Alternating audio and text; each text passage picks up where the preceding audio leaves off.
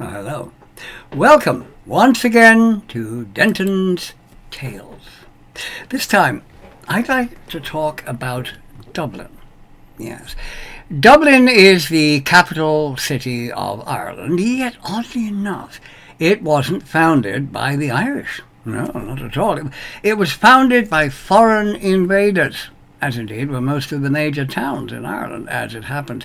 It and they founded by men who came from the far north, arriving in dragon-headed ships like this one. Oh, yeah, ships that, they struck terror into all who saw them approaching. Oh, you did not want to see one of these. Oh, that meant you were going to have a very bad day, yes. Now, the Vikings had arrived in Ireland in 795 A.D., the greatest seafarers, traders, explorers, and, yes, raiders of their age. Unfortunately, they are usually only remembered for the raiding bit, which is just a bit of what they did.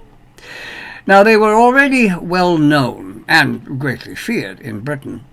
And now, in 795, it was Ireland's turn to receive their attention, something that would, ultimately very considerably change the landscape of this country, in fact, affecting us down to the present day. They began building what were called longports. Now, these were constructed along the banks of rivers, and they were fortified mooring sites where ships could be berthed and repaired in comparative safety, thus enabling them to remain in Ireland over the winter rather than having to return to their bases in Britain or back in Scandinavia, which of course was a great advantage. It saved an awful lot of sailing to and fro. So it came about that in the winter of 841 to 842 AD, they constructed a longport close to the mouth of the river Liffey, situated on the southern bank of the river, where a deep water inlet gave them a ready-made anchorage for their ships. Now, this inlet was a tidal pool where the river Poddle entered the Liffey. Yes, the river Poddle. It's a funny name, but that's what it's called. And it was known in Irish as Dublin, which means the dark pool, which the Norsemen called Dublin. And thus what would become the city of Dublin was founded. Now, if you visit Dublin, go around the back of Dublin Castle, and you will see a very large oval green space. It's a little park. It's known as the Dublin Garden, and that is the site of the Dark Pool, where over 1,000 years ago Norse ships would have been anchored. And not just the dragon-headed warships. Oh, absolutely no, because only the warships, had those on them. You wouldn't have, if you'd gone trading with that thing on the front of the ship, well, you wouldn't have done much trading because everybody would have run away before you got there. But there would have been cargo and trading ships of various kinds berthed in the Dark Pool. Now, at one time it was thought that a settlement called Eblana, mentioned circa 140 AD by Claudius Ptolemaeus, or Ptolemy of Alexandria, was Dublin. But that would have pushed Dublin much too far back on the historical timeline. I mean, the Norse wouldn't arrive for hundreds of years yet. And we now think Ptolemy was pretty obviously talking about somewhere else entirely, though we have no idea where. I mean, your guess is as good as mine.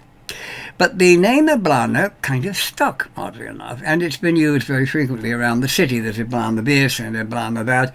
There was even the Eblana Theatre, yes, in which I appeared myself in the early 1970s.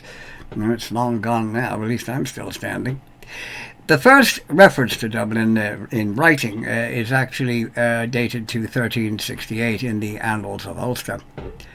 Initially, the Norse longport on the Liffey was little more than a collection of temporary workshops and repair facilities, which is what you would expect given its nature to repair ships. But later on it grew into a permanent settlement, eventually expanding into a small town and attracting settlers, whole families, rather than the raiders who had founded it. And there was a small Irish settlement a little bit further upriver, roughly where Church Street now comes down to the Liffey at Father Matthew Bridge, and it was known as Achlia, the Ford of Hurdles. And interestingly enough, I think, the name used for Dublin in modern Irish is Baile Achlia, the town of the Ford of Hurdle, so it's usually shortened to just Clear. Though it was not part of Dublin, it was a completely separate thing in itself, only being incorporated into Dublin proper as the city later on grew, expanding further along the southern bank of the river. But it's quite interesting, I think. You had your Norse settlement here and you had your Irish settlement there. The two sides kind of coexisting quite peacefully most of the time. So there you have the names of Ireland's capital over the years. Dublin, Difflin, Ballyaclere, Dublin, or as one writer put it, Strumpet City. Oh, that was charming, wasn't it? A melting pot of Gael and Norse, of Norman and English. The Norse controlled the city on and off, with varying short periods of Irish control, for several hundred years, right up to the Norman conquest in 1169. Though by that time, there was hardly any difference between native Irish and Norse settlers, the former invaders having become, Norse Gaels, you might say, for want of a better term, converted to Christianity and speaking Irish as an everyday language, along with Norse. You know, someone coming along really would have had a job to tell an Irish person from a Norse one. They were pretty much the same thing by that time. Though Difflin dated from the longport of 841, the millennium of Dublin was celebrated by the City Council in 1988 with the slogan, "Dublin's great in 88."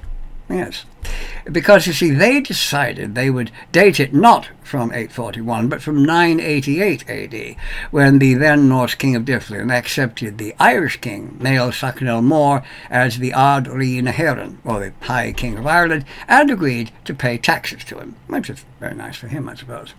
So officially, Dublin is actually somewhat younger than it really is. I was going to say that the Viking influence is still strongly felt in Dublin, but that wouldn't be strictly correct. No, it's the Norse influence I should be talking about, since for most of the time they ruled Dublin, they were Norse, not Vikings. And it's a very important point. It's often missed, that all Vikings were Norse, but not all Norse were Vikings by a very long way. Viking, or Vikingur in Old Norse, was, of course, a seafaring term. It meant one who went to sea in a ship, a trader, an explorer, a raider, but a ship was required. Now, the Norse who founded the longport, they were Vikings, oh yes. I mean, they had come in ships like this. I mean, it's very definitely a ship.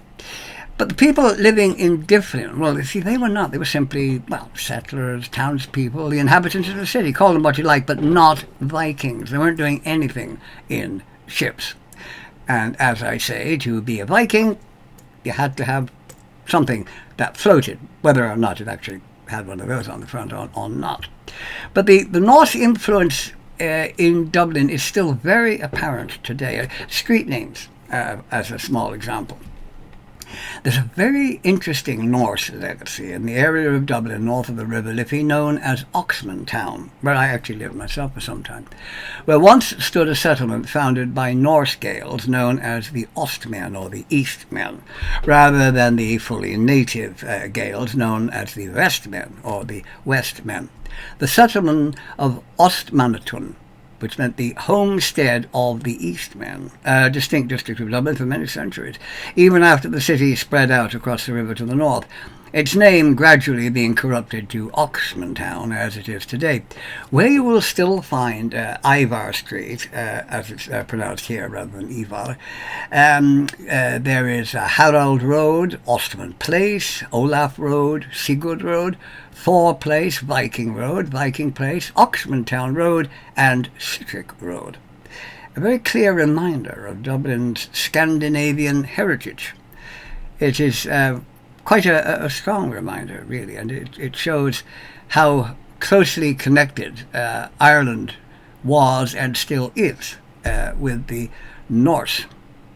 After their arrival in 1169, of course, the Normans made Dublin into the seat of their power, the region around the city being known as the Pale, laying the foundation for 800 years of foreign rule, which only ended in the 1920s when first the Irish Free State was established, which later became the Irish Republic that we have today. So, there you have Dublin.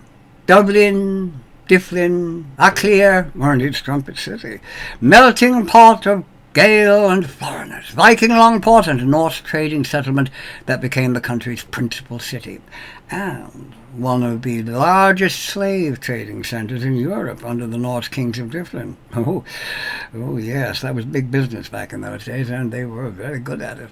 Quite a checkered history, isn't it? But a fascinating one, I think. And I hope you've enjoyed this little look at the city of Dublin and its names. So, until the next time, I shall say goodbye for now. Hopefully see you in the next one.